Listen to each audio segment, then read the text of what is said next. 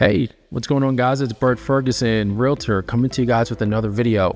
And today we're going to be talking about the Road to Housing Act of 2025, which was just passed in the Senate and is the largest bipartisan housing reform package that we've seen in over a decade. So this is really, really important. Make sure you guys like and subscribe. And if you're watching on Facebook, YouTube, X, Instagram, Snapchat, or TikTok, make sure you guys share, like, and subscribe, because this is a very, very important housing reform change that you're going to want to know about. All right. So what is the Road to Housing Act of 2025? So this is actually the renewing opportunity in the American Dream Housing Act of 2025. And it's actually a Senate bill 2651. That's the Senate address, S2651 in the Senate. And it was introduced by Senator Tim Scott, who's a Republican down in South Carolina. And it was co-led by a Democrat, Senator Elizabeth Warren, up in Massachusetts. And it was actually passed in the Senate in July. And then on October, it was actually rolled in to the National Defense Act for 2026 for fiscal year. So it was rolled into an act that's already a law, essentially, so that they can get this done. But there's still some ways away to go until it's a law, but it's the biggest housing reform act that we've seen in a very, very long time. And there's so many things that are inside of it that I want to talk to you guys about. All right, so stay tuned and we'll get into what's in it. All right, so now that we know the real name and who brought this act into the Senate, let's talk a little bit more about the Road to Housing Act. And one of the reasons why you may not have heard that much about it is because it's so vast and it's not really a law yet. But we're going to talk about what's in it. And what it does is it really takes over some of the major barriers to home ownership right now. So what you're going to see inside of it, one, is that it allows for more financial literacy and programs that people will have easy access to. So they understand what they're getting, how to access a loan, what's in their loan, and how to read their loan documentation, and also what they can afford. What it's also going to do is open up inventory in a couple of key ways. And by inventory, I mean homes that people can sell and or buy. So right now, one of the biggest things, especially where I'm at in Delaware, is going to be manufactured housing. It's going to make manufactured housing be a lot easier to purchase for first-time home buyers. Whether you're using a VA loan or an FHA loan, you know right now you can't really touch a manufactured property because of the style of the home and its construction on a chassis. Well, this is going to take that away and cut a lot of that red tape. And it's going to open up a lot of inventory, as manufactured housing are one of the most affordable ways for people to get into a property that they own.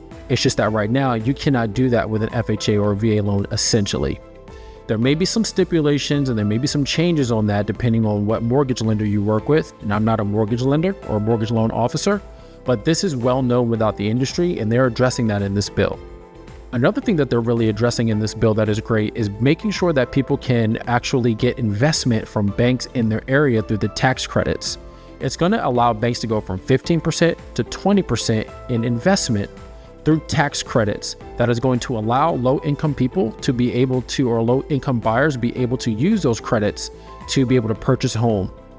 It also in this bill is going to propose that allow for rural areas to have easier zoning laws so they can turn these agricultural zoning and farm zoning lands into residential lands, essentially, without a lot of federal red tape. They want to make it very, very easy for areas that are fully ready to be built on without a lot of red tape and a lot of bureaucracy and a lot of money that it costs to do so. Another thing that the Road to Housing Act is going to do is it also is going to allow for a lot of people who are first-time home buyers and a lot of people who don't understand what's happening who are currently renting. It's going to give you a lot of protections as a tenant through the RAD. So this is a rental act that allows for tenants to have a lot of protections in their rent increases or know what they're reading inside of their landlord-tenant leases and things of that nature and make it federal. All right. So these are things that have really needed to be addressed for a long time with the general public. And this bill attempts to really dive into that. And those are right there, some of the really, really important things, okay? There's also going to be some other variances and changes to how VA loans are used. And they're going to get into that a little bit more. We'll see how that actually changes a little bit more down the line. But the facts that I've mentioned so far are the really, really big things which we kind of alluded to in one of my last videos about some of the changes that Trump wanted to have come down in his emergency housing plan, but it looks like the Senate is trying to get ahead of that. Now, if you're watching this and you haven't heard of the Road to Housing Act, why should you care? Well, you should care because this is what the future of housing is going to look like on a legislative and policy basis for the going future if this gets passed in the House. And what this does is it creates equitable changes for people who want to purchase a home.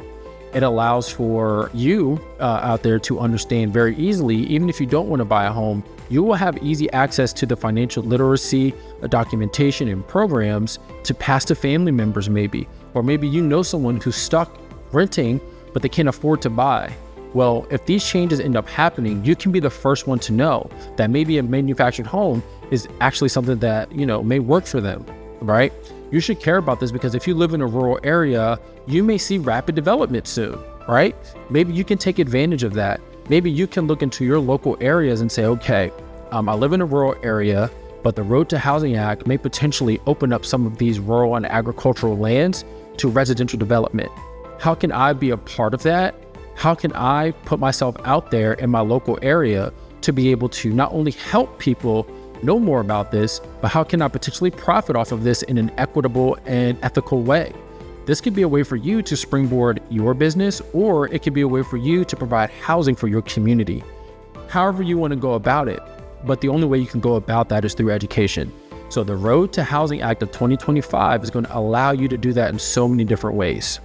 All right, so here's what's going to happen next. This bill now needs to go to the House of Representatives for the NDAA, the National Defense Authorization Act. They're going to now need to roll this act. They're going to need to roll the Road to Housing Act inside of the budget for the National Defense Authorization Act, okay? So there may be things that are in the Road to Housing Act right now that may get pulled out, and there may be other things that get put in. So what's in the current Road to Housing Act may not look like, may not be the same thing that gets passed into law and sent to the president, so he can sign it and make it a law. But the next steps is now it has to go to the House of Representatives. We know that the House of Representatives, Congress, can at times shut down. There can be so many different things that, they need to jump through to make sure that this works. But I do believe that Congress wants to make housing more affordable for all Americans. They want to make sure that people who can afford a home be able to get one because we have such low inventory, right? We have such low amount of homes that can actually be purchased. We're at a national shortage. Well, I think Congress wants to fill that gap. So I do think that there's going to be positive movement for this Road to Housing Act when it reaches the House of Representatives, but you have to remember that things may get put in and things may get put out. And you also have to remember there's watchdog groups and there are local committees, there are local kind of programs for making sure that bills like this don't sneak anything in that could hurt the public, right? So there's going to be a lot of eyes and ears picking this thing apart before it becomes law or before it even gets to the president. But my goal is to make sure you're the first one to know about it so that you have a pulse on what's happening in housing here in America, no matter where you're watching this really. But, I live in America, so I want you to know what's happening here. And the Road to Housing Act of 2025 is the biggest change we've seen in a very long time when it comes to sweeping reform for housing. All right. So that's all I've got for you guys now. Make sure you check that out. Senate Bill 2651, the Road to Housing Act. And if you have any questions on it, let me know. But this could be huge for a lot of people, and hopefully you can see some benefit from it. So until next time, thanks for watching, and I'll see you again.